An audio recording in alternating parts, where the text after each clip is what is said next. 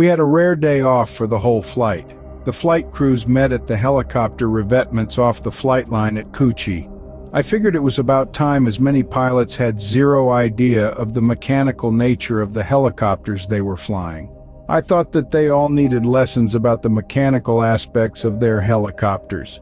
The crews were working together on their aircraft when suddenly rockets or mortars came down right on top of us.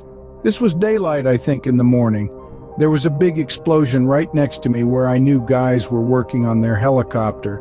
I had hit the ground and decided to crawl fast on my belly to help anyone that was wounded. I had some first aid experience, but I crawled up to something that was overwhelming for me apparently. I was the first to crawl up to one guy whose right leg was just hanging on by a piece of flesh.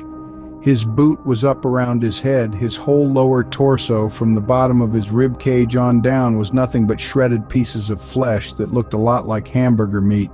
He had to be dead, I figured, but his eyes were still rolling around in his head.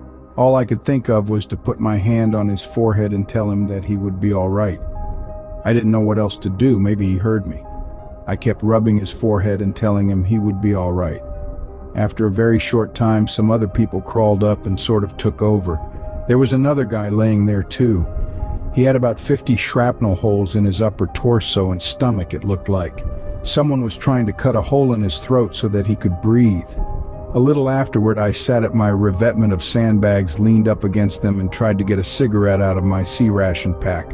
My hands and arms were shaking so much that I couldn't get the cigarette out of the pack.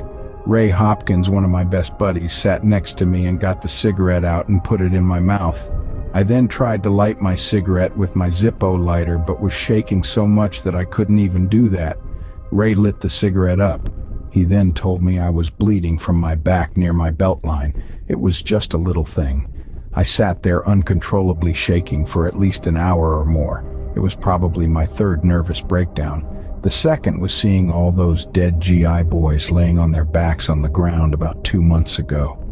My first breakdown was when my mother's father died, Grandpa Walter Rogers.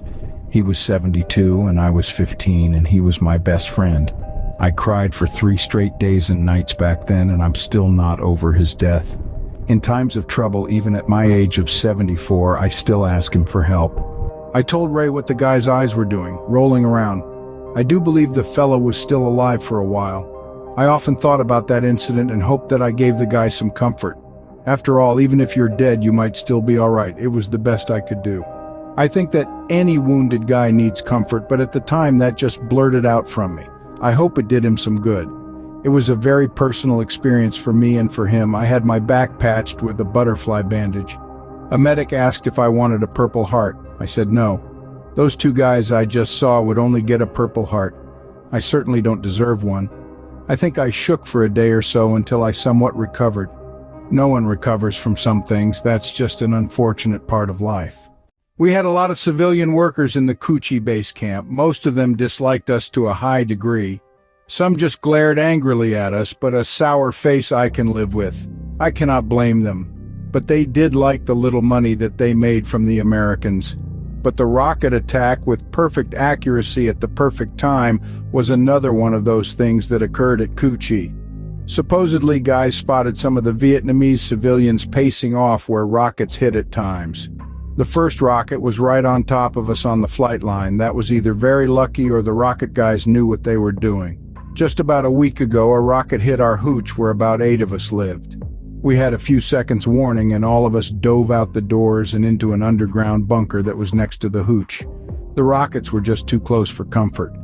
Anyway, a rocket hit the top of the sandbags that made up the partial walls of the hooch and blew all the electronic systems apart that some of the guys bought at the Saigon PX. There were tape decks, amplifiers, large speakers, turntables, cameras, and even watches, all full of shrapnel. We got lucky that time, but some guys mourned the loss of their electronics, even though the electric was out most of the time due to the generator being blown up. They bought all those things to take home as they sold in Vietnam at very low prices compared to home. Even though we would get soaking wet and muddy from diving into the bunker, we always did that when rockets hit close. I never took my clothes or boots off in 3 months, but did change them once in a while. It was just something we lived with. Another thing we lived with was no shower water as far as I could remember. The officers had water sometimes as I recall, but not the enlisted guys. Rank had its privileges. I don't remember ever brushing my teeth either. I'm not sure what that was about. Lack of toothpaste or toothbrush maybe, or just didn't want to be bothered. What kid liked brushing their teeth? Pretty much we were no more than big kids, skipping things that didn't seem important. I think we figured we could do all those sorts of things if we survived Vietnam and got back home. Someone told me that I shouldn't be smoking cigarettes as they were bad for my health, as if this whole tour was not extremely bad for my health. One of my good friends, who I have forgotten the name of now, was a crew chief, I think, in the other slick flight. I forgot what flight, first or second, I was in while in the 116th. Anyway, he was in a typical shoot down on a mission with us and had broke something in his back, but kept flying as a crew chief as the Army said he was not hurt enough to be sent home. He had a full head of hair when he became a crew chief, but it began to turn pure white. And not long after that, all his hair fell out. 19 years old, he was a great guy. Lots of weird things happened in Vietnam.